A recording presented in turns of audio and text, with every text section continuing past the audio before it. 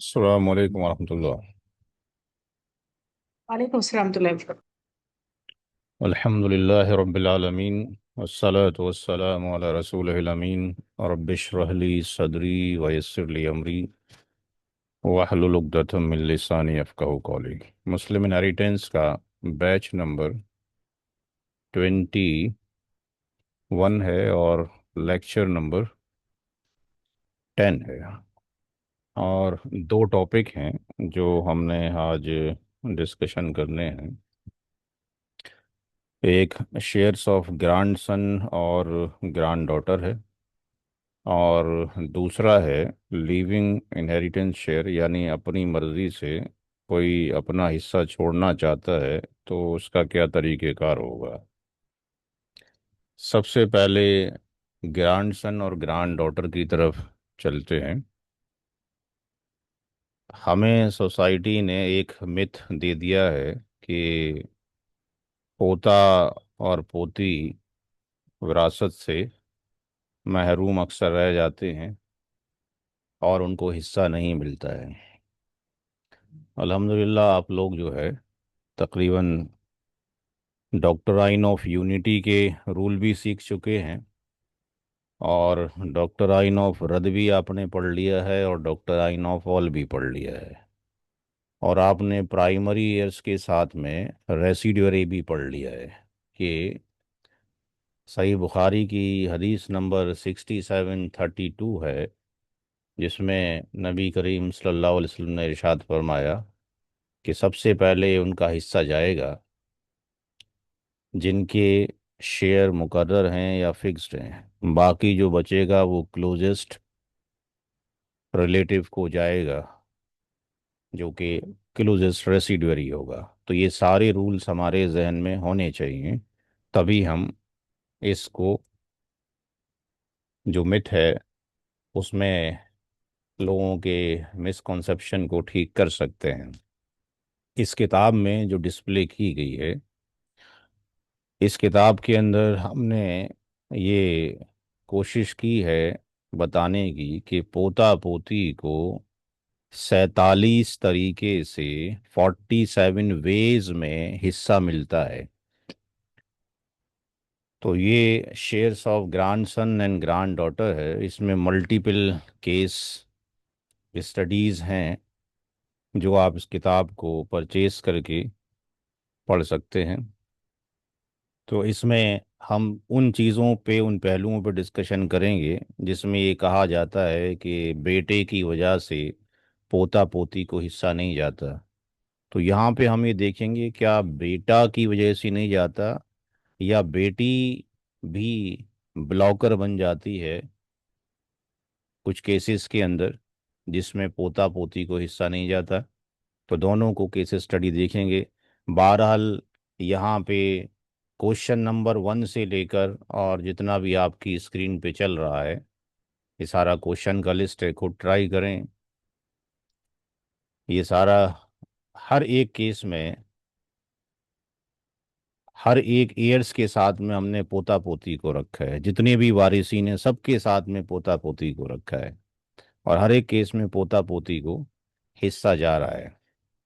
जिन cases में नहीं जा रहा है क्या वजूहात हैं, ये हमें पता होना चाहिए। वो तभी पता होगा जब हमने डॉक्ट्राइन ऑफ ऑल यूनिटी और रद पढ़ रखा होगा, और distribution between the primary and residuary पढ़ रखा होगा। तीन तरह के रेसिडुअरीज हमारे पास होते हैं। रेसिडुअरी बाय हिमसेल्फ होता है, यानी असबा बी नफसी ही। रेसिडुअरी बाय अनदर होता है, असबा बी गैरी ही। और रेसिडुअरी विद अनदर होता है, यानी असबा मा गैरी ही। सबको हमने कंसीडर यहाँ पे किया है, हर केस में मिल रहा है। तो 47 तरीके से पोता पोती को हिस्सा जाता है। कुछ केसेस में नहीं जा रहा, वो क्यों नहीं जा रहा, वो केसेस भी यहाँ पे दर्ज हैं। हम फाइनल डिस्कशन पे चलते हैं। पोता पोती के पेज नंबर 183 पर हम यहाँ जाते हैं और देखते हैं कि व्हाट आर द रीज़न के उनको नहीं जा रहा है या कब जा रहा है। अब यहाँ पर शरीयत को बेवजह इल्ज़ाम देना कि नाउज़ुबिल्लाह अल्लाह ताला को पता नहीं था कि पोता जो है महरूम हो गया है, और पोता को दादा की प्रॉपर्टी से कोई हिस्सा नहीं जा रहा। तो यहाँ पे भी आप हमेशा ये सुनते होंगे कि पोते को हिस्सा नहीं मिल रहा। रेयर चांस है किसी के मुंह से सुनने को मिलता है जी पोती को हिस्सा नहीं मिल रहा, सब पोता पोता गाते हैं। दूसरा ये कि दादा की प्रॉपर्टी नहीं, दादी की प्रॉपर्टी में से भी पोता और पोती को हिस्सा जाएगा। कब कब नहीं जाएगा, क्या वजूहात हैं, क्या रीज़न हैं, क्या रूल्स हैं। तो पहली चीज़ तो ये कि जो तकसीम मिरास है वो किसी बेचारा, बेचारी, अमीर, गरीब, फकीर, अंधा, लूला, लंगड़ा, मोहताज, बादशाह, इससे कोई इसका साहूकार नहीं है कि भाई हम किसको देंगे। ये अल्लाह ताला का दिया हुआ गिफ्ट है, अतिया है, इनाम है। जिस तरह आप खाली हाथ दुनिया में आते हैं, आपके पास कुछ नहीं होता है, इसी तरीके से अल्लाह के फजल से जब मिलता है तो ये चाहता है कि उसकी राह में खर्च किया जाए, इन्फाक किया जाए आपकी ज़िंदगी में। आपने खर्च किया फिर भी माल बच गया, तो जिसने माल दिया था वो माल उसका हो गया। तो उसने रूल्स एंड रेगुलेशंस बना दिए, किसको जाएगा किसको नहीं जाएगा, कौन अच्छा है आपके लिए, कौन अच्छा नहीं है, वो अल्लाह तबारक ताला जानते हैं। ये सूरह निसा की आयत नंबर 11 में अल्लाह ने फरमा दिया। तो अब हमने यहाँ पर अगर हमें इसके बारे में देखा जाए तो आयत नंबर 47 का आप स्टडी करें जहाँ से हमने शुरुआत की थी। बिस्मिल्लाहिर्रहमानिर्रहीम, लिर्रिजालि नसीब मिम्मा तरकल वालिदान वल अक़रबून वलिन्निसाए नसीब मिम्मा तरकल वालिदान वल अक़रबून मिम्मा कल्ला मिन्हु औ कथुर नसीबम मफरूदा। मर्दों का भी इस माल में हिस्सा है जो वालिदैन और रिश्तेदारों ने छोड़ा हो, और औरतों का भी इस माल में हिस्सा है जो वालिदैन और रिश्तेदारों ने छोड़ा हो। माल कम हो या ज़्यादा, ये हिस्से मुकर्रर किए हुए हैं, यानी प्री डिफाइंड हैं, यानी ऑर्डन्ड बाय दी अल्लाह ताला हैं। तो जो तकसीम मिरास है वो फ़र्ज़ है, वैसे ही जैसे नमाज है, रोज़ा है, हज है, ज़कात है, उसी तरीके से ये भी एक फ़रीज़ा है। वसीयत मिन अल्लाह है, फ़रीदत मिन अल्लाह है, यूसी कमुल्लाह है। तो इस इल्म को सीखना भी फ़र्ज़ है, चाहे घर में एक आदमी तो सीखे कम से कम। अब एक भी सीखने के लिए तैयार नहीं हो रहा है। तो अगर हमें नॉलेज हो इस चीज़ का और हमें ये पता हो कि किसकी मौजूदगी में किसको हिस्सा जाता है और कौन एक्सक्लूड या ब्लॉक हो जाता है, तो कुरान करीम में मैनी टाइम सूरा अन-निसा की 11 आयत के अंदर अगर आप देखेंगे तो एक बार विल का डिस्कशन है, वसीयत का एक बार डिस्कशन है। और 4:12 में अगर देखेंगे तो 3 टाइम्स विल के बारे में कहा गया है। आज ही ट्रांसलेशन पढ़ के देखें उसका। तो इसका मतलब ये है कि विल कोई आपके पास कंपलसरी तो नहीं है करना, बट आपको तरगीब दी गई है। और ये विल उनके लिए नहीं है, किसके लिए नहीं है, जो एयर्स हैं, जिनके हिस्से मुकर्रर हैं उनके लिए विल नहीं है। यानी जिनको विरासत में हिस्सा नहीं मिल रहा है उनके लिए वसीयत की जाती है, की जा सकती है। तो पहली चीज़ तो ये कि 47 तरीके से पोता पोती को हिस्सा मिल रहा है। कुछ केसेस में जिसमें हिस्सा नहीं मिल रहा है और आप ये चाहते हैं कि पोता पोती को हिस्सा मिले, तो आप 3 आपके पास राइट्स हैं, 3 आपके पास ऑप्शन मौजूद हैं जो भी पोता पोती हैं उनकी केयरिंग करने के लिए। पहली चीज़ तो ये कि अगर दादा ये देखता है कि मेरी ज़िंदगी में ये दादा साहेब हैं, दादा मौजूद हैं, अभी मरे नहीं हैं, ये दादा हैं, दादा के 3 सन थे या 2 सन थे, S1 S2, S1 के भी एस और डी हैं, इसके भी एस और डी हैं। और यहाँ पर अगर इसकी डेथ पहले हो जाती है, इसकी फर्स्ट अगर डेथ हो जाती है, तो इसकी डेथ के बाद जो भी इसका एसेट होगा, थोड़ा हो या ज़्यादा हो, क्योंकि 4:7 में क्या अल्लाह ताला ने इरशाद फरमाया, माल कम हो या ज़्यादा, तकसीम बहरहाल होनी है। तो अब S1 की अगर डेथ पहले हो जाती है तो इसकी ये फादर जिंदा हैं, इसकी औलाद मौजूद है, बेटा है, बेटी है, तो यहाँ पे इसके फादर को 1/6 चला जाएगा, चूंकि सन मौजूद है, ये आपको मालूम है। अगर इसकी फर्ज कर लीजिए कि मदर भी होती तो माँ को 1/6 चला जाता। बहरहाल डायग्राम के अकॉर्डिंग यहाँ पे 1/6 दादा साहब को चला गया। अब अगर इसकी बीवी होती तो इसकी वाइफ को कितना चला जाता? 1/8। इसकी मदर होती तो कितना चला जाता? 1/6। तो 1/6 प्लस 1/6 मदर फादर और 1/8 इनको देने के बाद बचा हुआ हिस्सा इसकी प्रॉपर्टी का S1 की डेथ का किसको जाता? कोई बताएगा आप में से जो मौजूद है अभी? वैसे तो 5 ही लोग मौजूद हैं 184 में से। इन सन एंड डॉटर्स को चला जाएगा बचा हुआ, टू एस इंटू वन के रेशियो एस में। एस एस वन के इनको चला जाता है 2:1 के रेशियो में। तो इनको S1 की औलाद को अपने वालिद से मिल गया। अब चाहे थोड़ा हो इस वालिद के पास या ज्यादा हो, ठीक है, अभी अल्लाह ताला की मर्जी है, इसको थोड़ा दिया ज्यादा दिया, बहरहाल इनको हिस्सा यहां से मिल गया। अब सेकंड जब डेथ होती है, सेकंड डेथ फॉर एग्जांपल इसकी होती है, जब सेकंड सर डेथ यहाँ, इस। एक्सक्यूज में, यहाँ पे एक क्वेश्चन बनता है, ये तो समझ में आ गया कि इनकी प्रॉपर्टीज से। अरे आप सुन तो लीजिए पहले। नहीं, बस थोड़ा सा चूंकि जहन में आ रही थी, बाद में कहीं ऐसा नहीं ना तो उसको दिमाग बाद में में हो। डिस्कशन कर लीजिएगा। जो इसके एस1 के फादर अगर एक्सपायर करते हैं, तब क्या इनको मिलेगा शेयर्स की? नहीं मिलेगा एस1 के एफडी को। अरे तो जनाब वही तो बता रहे हैं, आप सुनेंगे तब ना। जब टीचर क्लास ले रहा हो तो उस क्वेश्चन को कॉपी पर नोट कर लें। जब वो बोलना बंद कर दे तो फिर बोलना शुरू करें, ठीक? क्लियर? Right right. पहली डेथ S1 की हुई। S1 के वालिद मौजूद हैं जो इन बच्चों के दादा बनेंगे। इस S डैश और इसके ये डबल डैश ले लीजिए यहाँ पे। इसकी वाइफ को 1/8 चला जाएगा, माँ को 1/6 चला जाएगा, और जो बचेगा वो 2:1 में तकसीम हो जाएगा। हमने कहा कि सेकंड जो डेथ हो रही है वो इनकी हो रही है जो इन बच्चों के दादा हैं। अब इसकी डेथ के बाद अगर इनकी वाइफ मौजूद है तो इनकी वाइफ को, चूंकि इनकी ये भी औलाद है, ये भी इनकी औलाद हैं, ये भी उनकी औलाद हैं, चूंकि औलाद में बेटा भी आता है, बेटी भी आती है, पोता भी आता है, पोती भी आती है। तो दादा की मौत के बाद दादा की वाइफ को 1/8 चला जाएगा, और जो 7/8 बचेगा वो कौन ले जाएगा? S2 ले जाएगा। ना तो दादा की प्रॉपर्टी से इन दोनों को कुछ जाएगा, और ना दादा की प्रॉपर्टी से इन दोनों को कुछ जाएगा, क्योंकि सही बुखारी की हदीस नंबर 6732 ये कहती है जिनके हिस्से मुकर्रर हैं उनको दे दिए जाएं, और जो बचे वो क्लोजेस्ट। तो क्लोजेस्ट अगर यहाँ पे हम देखते हैं तो हु इज द क्लोजेस्ट? यहाँ पे ये पहली पीढ़ी आपके पास आ गई और ये नीचे आ गई, तो ये दादा से क्लोजेस्ट कौन है? S2 है। ना कि S2 की औलादें, ना कि S1 की औलादें।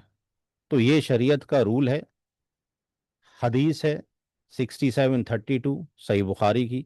इसके अकॉर्डिंग एक तकसीम होगा। अब आते हैं उस कंक्लूजन के ऊपर कि जो एक मिथ फैला के रखा हुआ है कि बेचारा। पहली चीज तो आप मुझे ये बताएं सारे लोग, क्या ये जरूरी है कि पोता और पोती हमेशा ही गरीब होंगे? क्या कोई ऐसा रूल है? जी भाई, आवाज आ रही है तो बोलें प्लीज।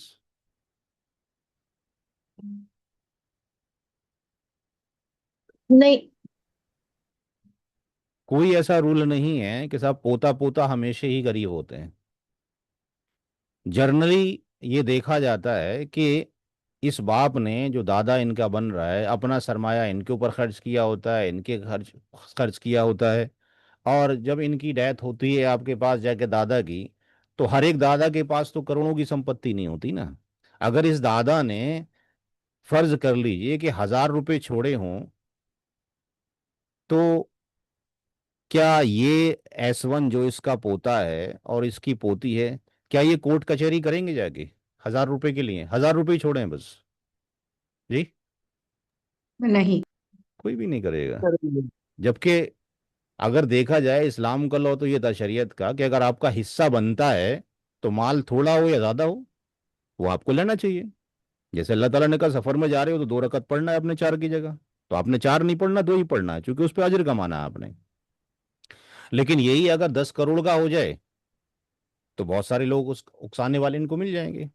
तो अब देखना ये है कि जो अल्लाह तबारक ताला ने जो ये कहा है कि भाई विल आप कर सकते हो, लेकिन वारिसीन के लिए नहीं कर सकते, हदीस में मिलता है नॉन वारिस के लिए। और एक हदीस में ये भी आता है कि जब आप की मौत करीब हो और आप वसीयत किसी को कर रहे हो तो 1/3 से ज़्यादा ना करें। और आगे ये भी है कि ऐसा ना हो कि जब आप इस दुनिया से रुखसत हो जाओ तो आपकी जो औलाद है उसको आप गरीब बना के जाओ। ऐसा ना हो कि सारा का सारा माल उठा के आपने जो है पड़ोसियों को या किसी और को दे दिया और आपके बच्चे गुर्बत का शिकार हैं।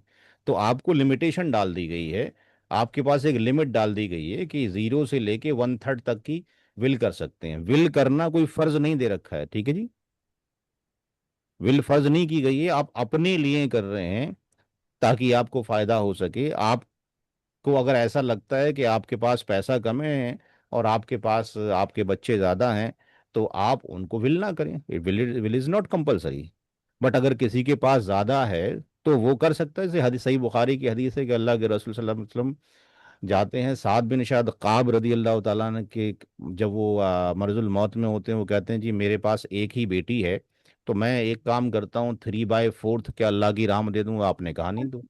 उन्होंने उन्होंने कहा कि मैं देखना अगर उसमें एक में आ जाए तो डाल दो, नहीं तो प्लाट में। 1/2 हाफ कर दूं, तो आपने कहा नहीं।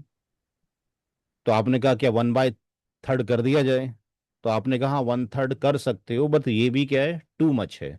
तो इसका मतलब ये है कि वसीयत किसी को किया जा रहा है तो मैक्सिमम लिमिट 1/3 तक है, 9 ईयर्स के अंदर अपने बच्चों के लिए 2/3 आपने छोड़ना है। ऐसा ना हो किसी का हक ज़ाया हो रहा हो जो मुकर्रर है और आप उसको बाकी लोगों को दे रहे हैं।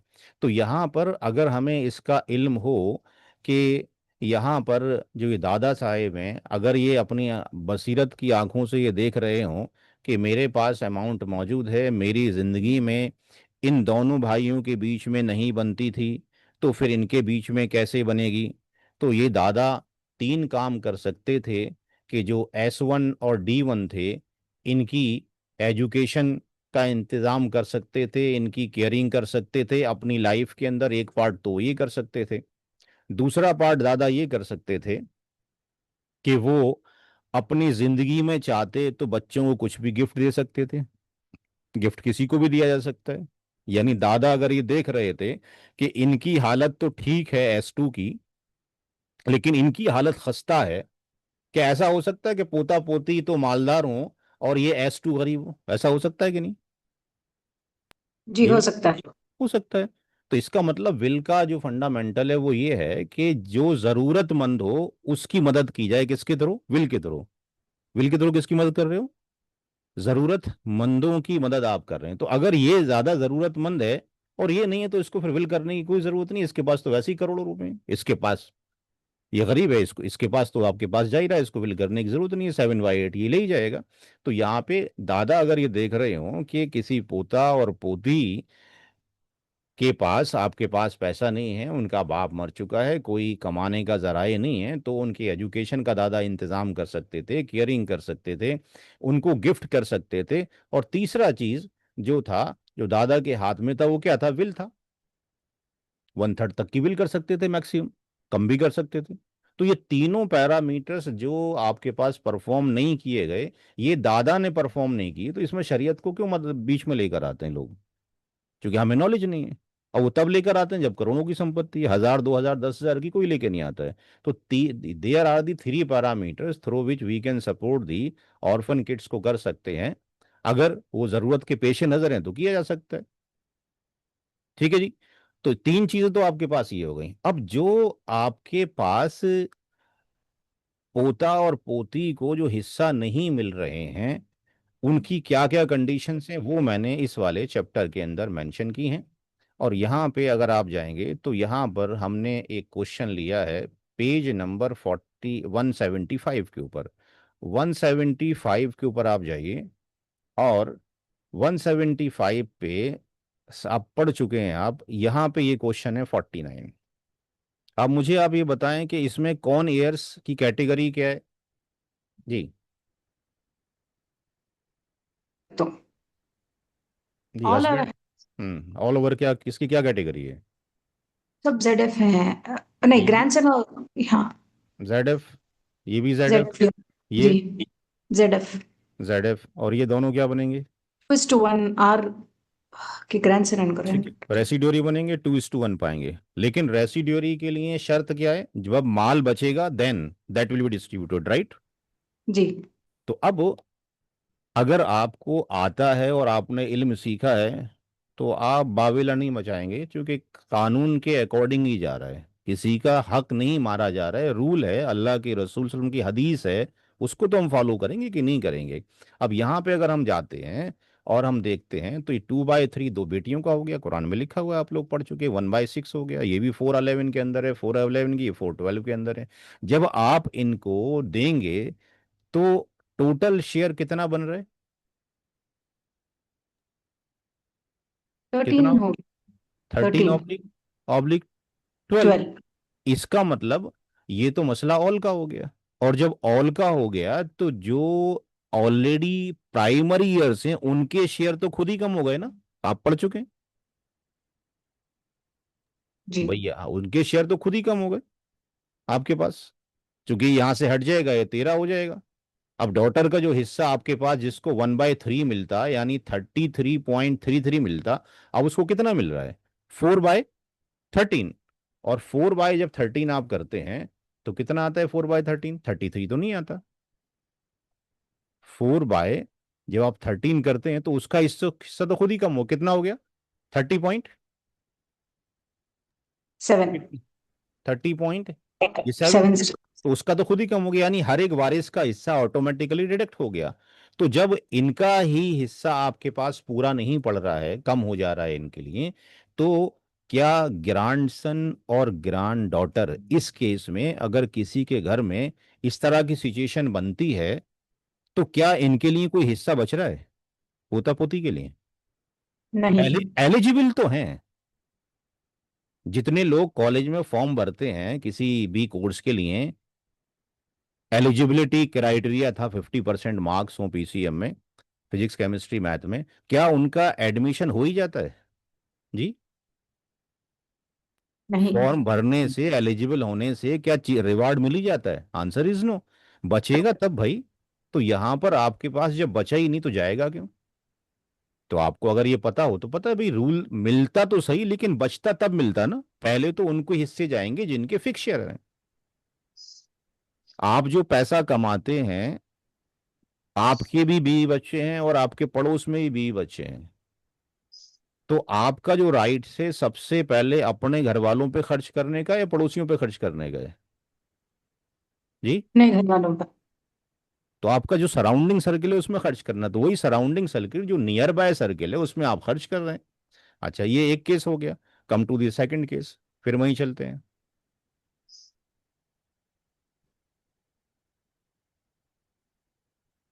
दूसरा क्वेश्चन देखते हैं।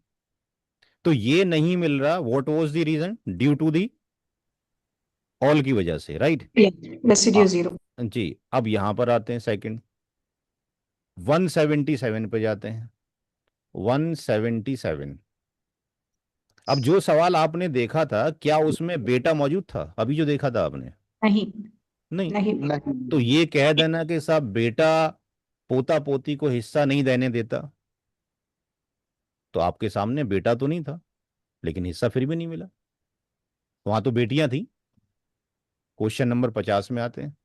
क्वेश्चन नंबर 50 में एक बेटी है, पहले में कितनी बेटी थी?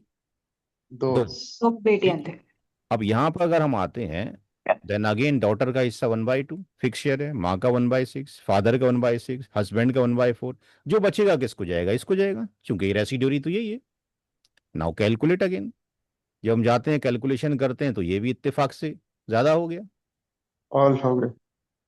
तो आपने ये देखा अभी कंक्लूजन में कि दो बेटियों की वजह से भी नहीं जा रहा उस वाले केस में। यहां दो बेटी नहीं है, या एक बेटी है, बेटा यहां पे भी नहीं है, राइट?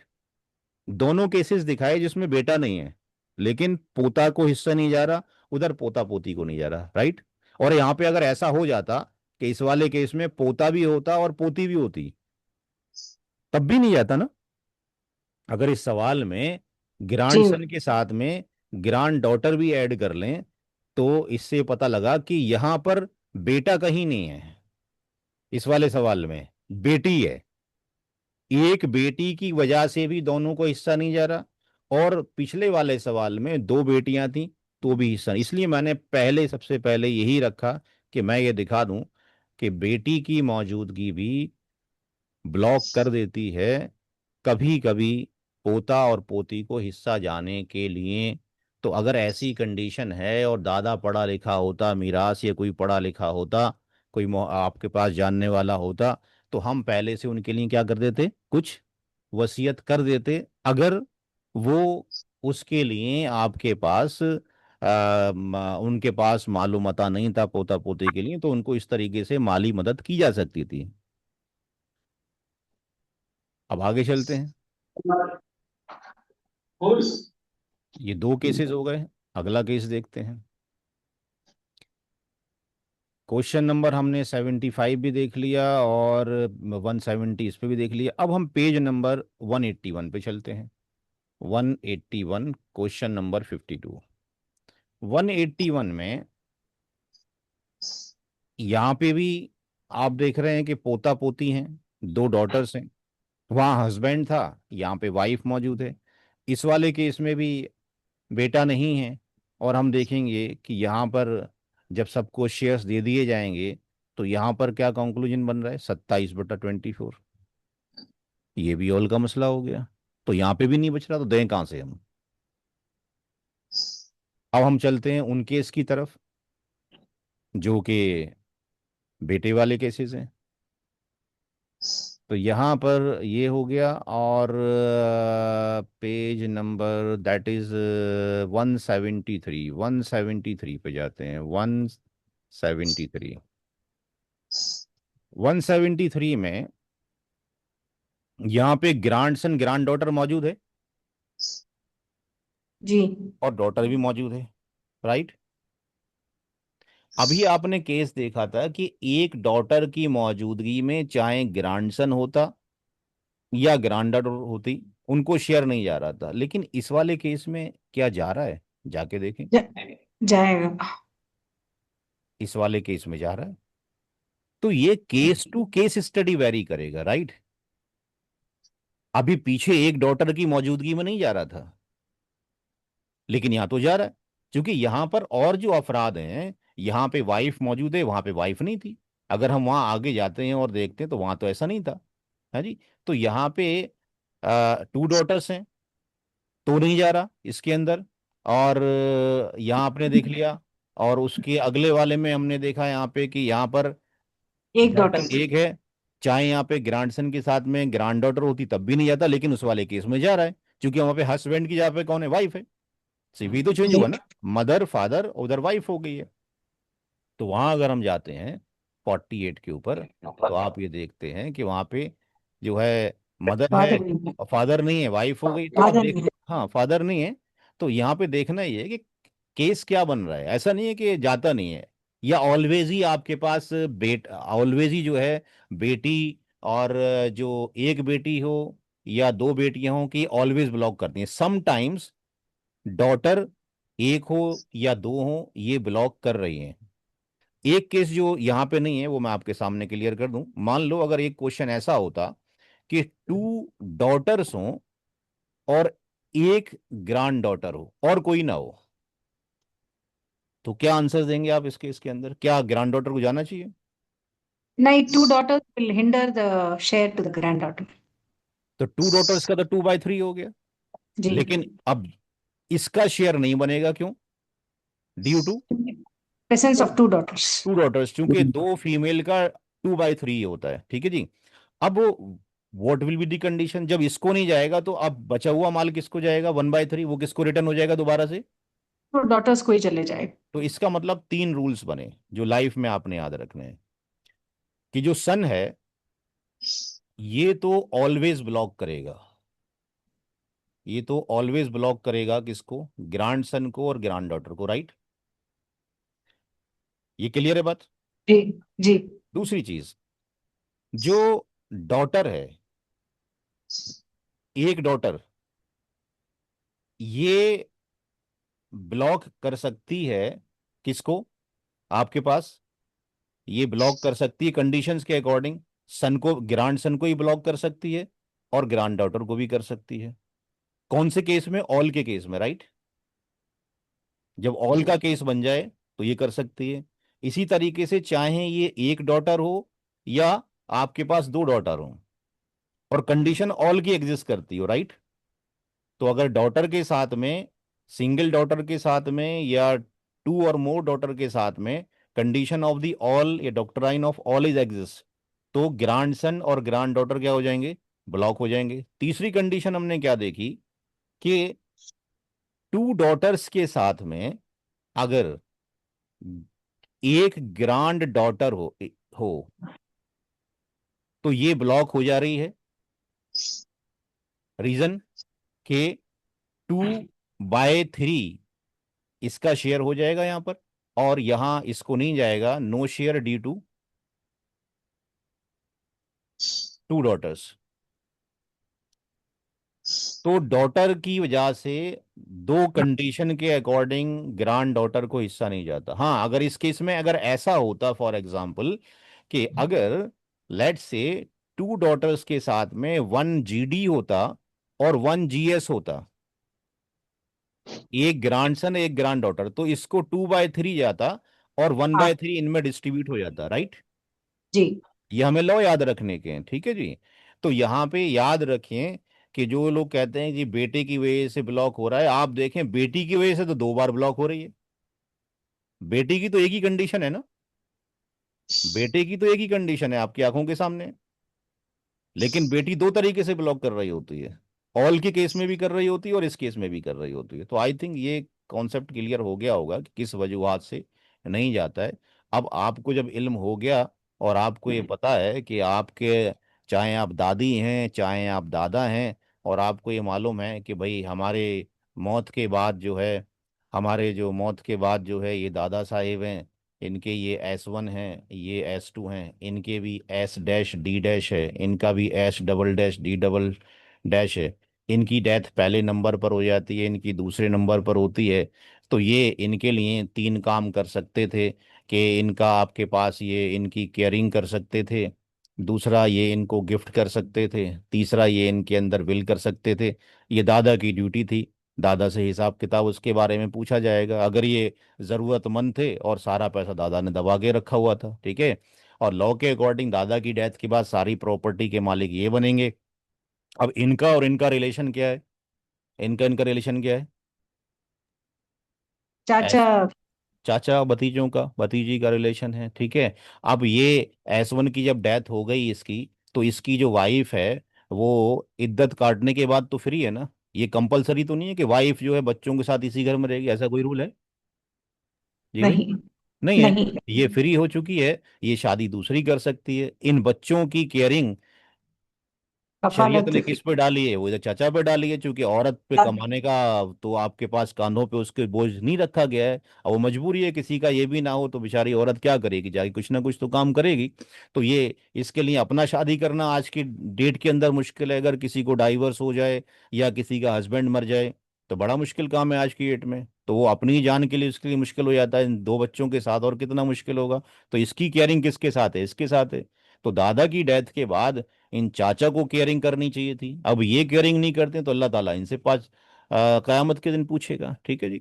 इससे ज्यादा हम और कोई एक्सप्लेनेशन नहीं दे सकते हैं, ठीक है। अब आप सवाल पूछ सकते हैं, कुछ पूछना हो, सारी चीजें मैंने क्लियर कर दी पोता पोती के बारे में। कोई क्वेश्चन किसी का पोता पोती के बारे में भी?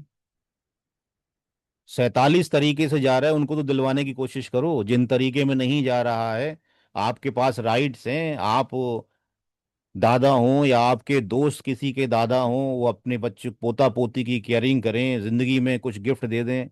मैं काफी लोगों को जानता हूं जिनके पास अरबों की संपत्ति मौजूद है और वो अपने जिंदगी में एक भी गिफ्ट ना किसी अपने बच्चे को देने के लिए तैयार हैं, ठीक है, और ना ही वो किसी अपनी पोती पोती के नाम पे कुछ करने के लिए तैयार हैं।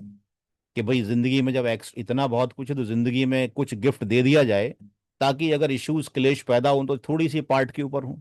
तो कुछ लोग इस तरह के नेचर के भी, जब तक हम जिंदा हैं, कमरा तो एक चाहिए हमें रहने के लिए, लेकिन हमारे पास 2 करोड़ की प्रॉपर्टी है तो हम अपने पास में ही रखेंगे, और मरने के बाद फिर डिस्प्यूट पैदा हो जाते हैं। तो बेटर इज दिस, अक्लमंदी इसमें है कि हर एक बंदे को एक छोटा सा कमरा चाहिए रहने के लिए, अधेड़ उम्र के अंदर अपनी दवा और उसका इंतजाम वो रखे। 2 करोड़ की प्रॉपर्टी है, 8-10 लाख अपने पास रख ले, एक कमरा रख ले, और उसके बाद बाकी जो है जिंदगी में कुछ डिस्ट्रीब्यूट कर दे। डिस्प्यूट अगर होता है, खुदा ना करे, तो थोड़ी सी प्रॉपर्टी के ऊपर होगा। बच्चों के लिए आसानी पैदा करें मरने पे, ना कि मुश्किलात पैदा करें। मरने से पहले एक विल आप बना दें, जैसे मैंने पहले भी कहा था, आप विल बनाई जा सकती है to preserve the Islamic inheritance share. अगर मैं मर जाऊं और ये लोग मौजूद हों तो इनका ये परसेंटेज होना चाहिए, और वो परसेंटेज वो लिखा जाए जो दादा के मरने के बाद या किसी शख्स के मरने के बाद उसके वारिसीन को मिल रहा है। तो डॉक्यूमेंटेड हो गया। अब कोई एक बच्चा भी काबिज नहीं हो सकता, ना उसको सेल आउट कर सकता, जो कि प्रॉपर्टी में लिखा हुआ है। जब भी सेल आउट होगी इस परसेंटेज से शेयर मिलेगा। तो बहुत सारे प्रोविजन किए जा सकते हैं अगर हम अक्लमंदी से काम लें तो। अगला जो टॉपिक है वो है लीविंग इनहेरिटेंस शेयर। अपनी मर्जी से अपने हिस्से को अगर कोई छोड़ रहा हो, तो ये जो नाम है ये कहलाता है तखारुज। ये कहलाता है तखारुज, अपनी मर्जी से अपने हिस्से को छोड़ना। अब इसमें कोई नई चीज नहीं है, कुछ पैटर्न समझना है, कुछ मेथड समझना है। ये सारी चीजें पुरानी हैं जो आप ऑलरेडी कर चुके हैं। ये इस किताब का आखिरी चैप्टर है।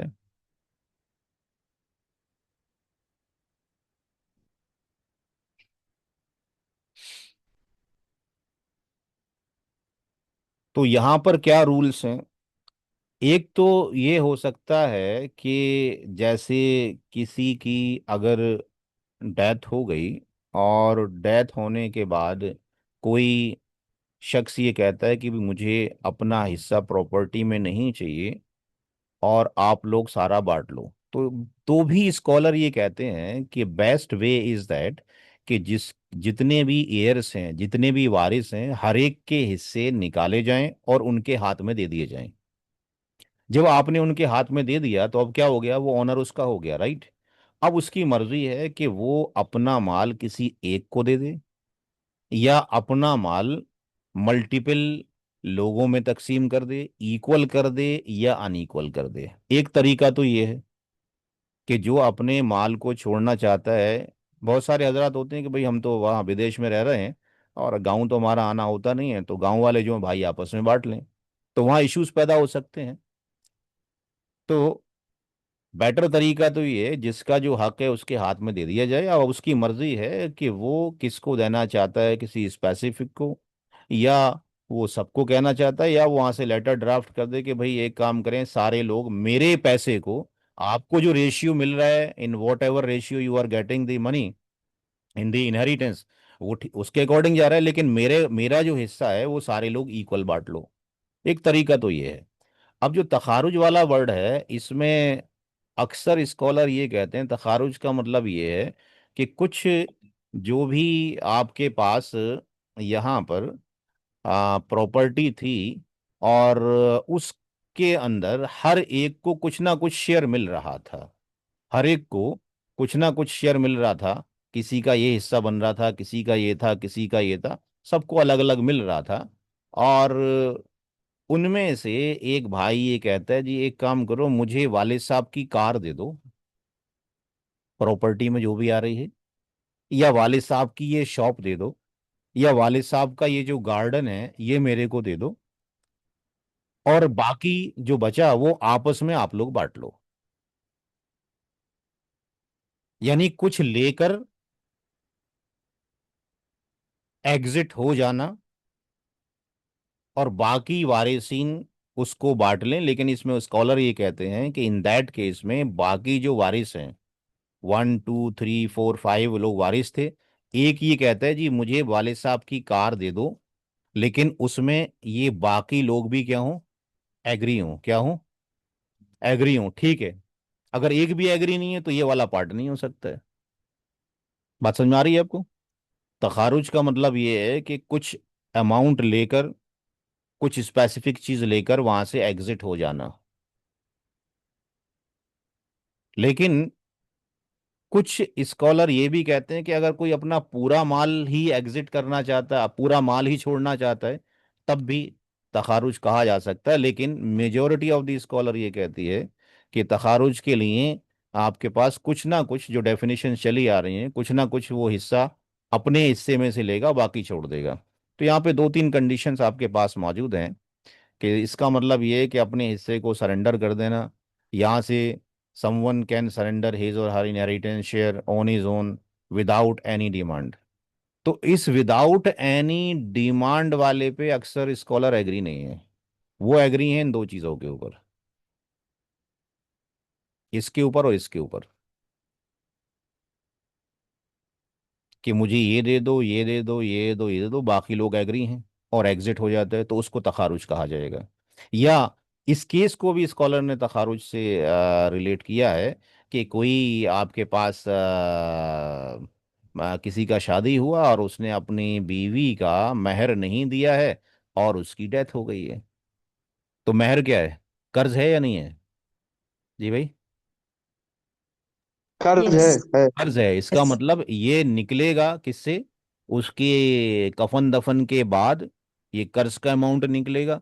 फिर आगे फर्दर जो भी होगा वो तकसीम किया जाएगा। तो हस्बैंड को थोड़ी सी शर्म आ रही है, वो ये सोचता है कि भी मैंने तो इस बीवी का महर भी नहीं दिया था और अब मुझे इसकी विरासत से हिस्सा ही मिल रहा है, लाओ मैं इसके एवज में ही ये छोड़ देता हूं और बाकी लोग आपस में बांट लें। तो ये मल्टीपल केसेस यहाँ मौजूद हैं। तो यहाँ पे तरीका क्या होगा वो आपने सीखना है। तो किसी का उधार कर्ज हो या महर हो और वो अपना वो हिस्सा छोड़ दे, जबकि उसका हिस्सा विरासत में मिल रहा था लेकिन उसने महर के एवज में छोड़ दिया या किसी और के उसमें, तो दो प्रोसीजर है मेथड कैलकुलेशन करने के। एक तो वो तरीका है जो किताबों में अरबिक की और मदारिस में चला आ रहा है, जो यहाँ पे आपके पास लिखा हुआ है पहले वाले मेथड के अंदर, कि सबके हिस्से निकाले जाएंगे, निकालने के बाद उनको दे दिए जाएंगे और जो हिस्सा बचेगा फिर वो दोबारा से फर्दर उन्हीं लोगों में डिस्ट्रीब्यूट किया जाएगा। फॉर एग्जाम्पल यहाँ पे फादर है, मदर है और लेट से सन है। किसी एक बंदे ने कहा कि हमें अपना हिस्सा नहीं चाहिए, तो इन दोनों, इन तीनों के जो हिस्से हैं सारे हिस्से निकाले गए। इस केस में इसका हिस्सा निकाला गया, माँ का हिस्सा निकाला गया और बाकी जो बचा वो इसको आर दे दिया गया। अब सबके हिस्से चले गए। अब इन्होंने ये कहा कि भाई मुझे अपना हिस्सा नहीं चाहिए, आपस में बांट लो, तो इसको दोबारा से इन दोनों को बांटा जाए। पहला केस तो ये कहता है, ठीक है जी, पहला केस तो ये कहता है कि जो मैंने यहाँ पे लिखा। दूसरा केस मैंने खुद लिखा है। मैथमेटिक्स के अकॉर्डिंग अगर कोई बंदा अपनी शेयर को छोड़ना चाहता है और बाकी को देना चाहता है, तो उसको हम दो तरीके से क्यों करें, एक ही सिंगल प्रोसेस में कर सकते हैं। तो उसका तरीका क्या है कि हम उसको कैलकुलेशन में तो रखेंगे, लेकिन कब तक रखेंगे? जब तक हमें सारे वारिसीन के फ्रैक्शनल शेयर्स ना मिल जाएं। और जब फ्रैक्शनल शेयर्स मिल जाएं तो उसको फाइनल कैलकुलेशन से हटा देंगे। अब इसको जब हम सॉल्व करेंगे तभी समझ में आएगा। तो ये क्वेश्चन को पढ़िए, यहाँ पे क्वेश्चन क्या कहता है। 100 on the death question, of Jupiter. एक बार क्वेश्चन को समझ लीजिए, उसके बाद हम आगे समझाते हैं उसके अकॉर्डिंग।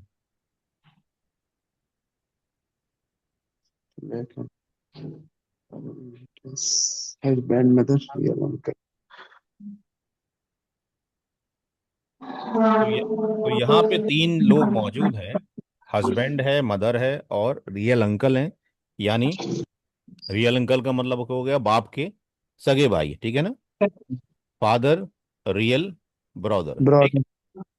अच्छा, अब यहाँ पे तीन ही हजरात बचे हैं। अब इसको दो तरीके से सॉल्व कर सकते हैं। पहला मेथड तो ये कहता है कि आप जैसे करते आए वैसे करें। तो हस्बैंड का शेयर कितना हो गया, औलाद नहीं है 1/2। हाफ। माँ का 1/3, चूंकि औलाद नहीं है, बाकी किसको जाएगा, अंकल को जाएगा, राइट। तो अब आर की वैल्यू कितनी निकल के आ गई, 5 बाई, ये आपके पास 1/6। तो टोटल शेयर जो हो गए इस तरीके से हो गए, 6 हिस्से किए जाएंगे, 3 हिस्से इनको, 2 इनको और 1 इनको। अब पहला मेथड ये कहता है कि 6 डिवीजन किए गए और हर एक को जो अमाउंट कितना जाना है, तो 6 लाख रुपए थे, 6 से डिवाइड कर दिया। हस्बैंड के 3 लाख हो गए, मदर के 2 लाख, अंकल के 1 लाख। यहाँ तक क्लियर हो गया, यहाँ जी। तक कुछ। अच्छा, अब अंकल ये अब यहाँ पर जो हस्बैंड है वो अपना हिस्सा छोड़ना चाहता है, कितना, 3 लाख रुपए। तो 3 लाख रुपए वो छोड़ना चाहता है और वो कहता है कि जी आपस में आप बांट लो। तो अब आपस में जब बांट लो तो यहाँ पर स्कॉलर ये कहते हैं कि जो फ्रैक्शनल रेशियो है जिसका जो बन रहा है उसके अकॉर्डिंग तकसीम होना चाहिए। अगर वो ये नहीं कहता कि आप इक्वल बांट लो, if somebody is not saying कि भाई इक्वल बांट लो, तो इसका मतलब जो फ्रैक्शनल रेशियो आ रहा था उसके अकॉर्डिंग ही हमें मिलना चाहिए। तो यहाँ पर 3 लाख रुपए को डिस्ट्रीब्यूट करना है किसमें, माँ के अंदर और रियल अंकल के अंदर। तो यहाँ पे हम देखेंगे कि माँ में और रियल अंकल में क्या रेशियो बनता है। अगर मरने वाला, अगर हस्बैंड ने ये नहीं कहा, अगर या तो हस्बैंड ये कहता कि भाई 1.5 लाख तो मैं इनको दे देता हूँ, 1.5 लाख ये रख लें, बात खत्म हो जाती। अगर वो कहता है कि डिस्ट्रीब्यूट कर लो और नॉट क्लैरिफाइंग, तो हम क्या करेंगे, इसको जो इनका रेशियो है, निस्बत है, उसके अकॉर्डिंग डिस्ट्रीब्यूट करेंगे। तो इन दोनों की जो निस्बत बन गई, क्या बन गई, 2:1 बन गई। ये सारा हम पढ़ चुके हैं, राइट। 2:1 बन गया। तो इसका मतलब इनका एडिशन ऑफ रेशियो कितना हो गया, 3 हो गया। अब इस केस में यहाँ पे जमीला के जो शौहर ने हिस्सा छोड़ा है वो 3 लाख है। माँ को कितने हिस्से जाने हैं, 2 हिस्से। टोटल कितने होने, 3 हिस्से। तो 2/3 का 3 लाख कितना हो गया, 2 लाख रुपए। यानी माँ को कितने जाने चाहिए, 2 लाख रुपए, और अंकल को कितने जाने चाहिए, 1 लाख रुपए। तो अब अगर हम देखें तो माँ को दो तरीके से हिस्सा मिला, एक तो उसको अपना फिक्स शेयर मिल रहा है, और 2 लाख रुपए जमीला के हस्बैंड वाले मिल गए। यानी 4 लाख रुपए किसको जा रहे हैं, माँ को, और 2 लाख उनको जा रहे हैं। तो ये है पहला मेथड जो कि मोस्ट ऑफ दी जो कि जो मोस्ट ऑफ दी बुक्स हैं जो मदारिस में पढ़ाई जाती हैं, वो इस तरीके से मेथड को हल करते हैं, जो अभी मेथड नंबर 1 देखा, ठीक है जी। मैथमेटिक्स के अकॉर्डिंग हम दूसरे रूल ये अप्लाई कर सकते हैं, मेथड नंबर 2। पहला स्टेप वैसा ही रहेगा जैसा था, दूसरा step will remain the same, third step will remain the same, fourth step में हम जाएंगे और यहां पे हमने सबके शेयर्स लिख दिए। अब चूंकि किसको नहीं चाहिए, किसको हिस्सा नहीं चाहिए, हस्बैंड को, हस्बैंड के फ्रैक्शनल शेयर को डिलीट कर दो, फॉरगेट इट। तो यहां पे ड्रॉप कर दीजिए फ्रैक्शनल शेयर 1/2 को। यानी बाकी कौन बचा, मदर और अंकल। अंकल। तो अब इनका जो रेशियो बना 2:1 बचा। तो सिंपल सा मेथड हो गया कि पूरी प्रॉपर्टी के 3 हिस्से कर दीजिए। 3 हिस्से करेंगे तो एक हिस्सा कितने का आया, 2 लाख का आया। और मदर को कितने चले गए, 4 लाख। और रियल अंकल को कितने चले गए, 2 लाख। तो दूसरा मेथड आसान है करना या पहला मेथड आसान है, अगर अमाउंट बढ़ जाए, बहुत सारे लोग हो जाए, which method is, second method आसान है कि सिंगल प्रोसेस के अंदर आपने कर लिया, बार बार आपको रिपीटिशन करने की जरूरत नहीं पड़ी क्योंकि रेशियो तो वही रहेगा। अच्छा, अब यहां पे देखिए, यहां पे हमने एक नोट लिखा है कि पहला दूसरा मेथड में आंसर सेम आ रहा है, इसलिए दूसरा मेथड ठीक है। अब अगर हमने ये गलती कर ली, अगर कोई ये कहता है कि मुझे अपना हिस्सा नहीं चाहिए, हमारे केस में हस्बैंड, और आपने हस्बैंड को ही सिरे से क्या कर दिया, गायब कर दिया, वारिस की लिस्ट में से हटा दिया, चूंकि वो हिस्सा चाहता ही नहीं है। तो हमारी थिंकिंग क्या रहेगी कि भाई जब वो हिस्सा ही नहीं चाहता है तो उसको फिर वारिस में शुमार ही मत करो। बात समझ में आ रही है। मेजोरिटी ये सोच लेती है कि जो अपना हिस्सा नहीं चाहता है तो उसको फिर लगाने की जरूरत क्या है उसका हिस्सा। तो लोगों ने Yes. क्या किया, ऐसे कर दिया। For example peoples are thinking that कि भाई माँ मौजूद है और हस्बैंड तो है नहीं, तो माँ का हिस्सा 1/3। तो अंकल को कितना चला गया, 2 लाख जाएगा, माँ को 1 लाख आएगा। तो फिर यहाँ तो गड़बड़ हो गया। अभी पूरा 6 लाख का अमाउंट हमारे पास मौजूद है, ठीक है ना, और हस्बैंड नहीं चाहता था अपना हिस्सा लेना, और आपने कैलकुलेशन से ही, स्टार्टिंग से ही हस्बैंड को गायब कर दिया। तो पूरी प्रॉपर्टी के जो हिस्से बने 3 बनेंगे, इस केस में माँ को 1 हिस्सा और अंकल को 2 हिस्से। तो पूरा क्या हो गया, रिवर्स हो गया। तो if we are isolating the husband from the beginning, then what will happen, कि मदर को तो 2 लाख जा रहे हैं और अंकल को कितने जा रहे हैं, 4 लाख। 4 लाख। तो भैया हस्बैंड का छोड़ा हुआ हिस्सा किधर गया, वो तो सारा अंकल के पास चला गया। जी।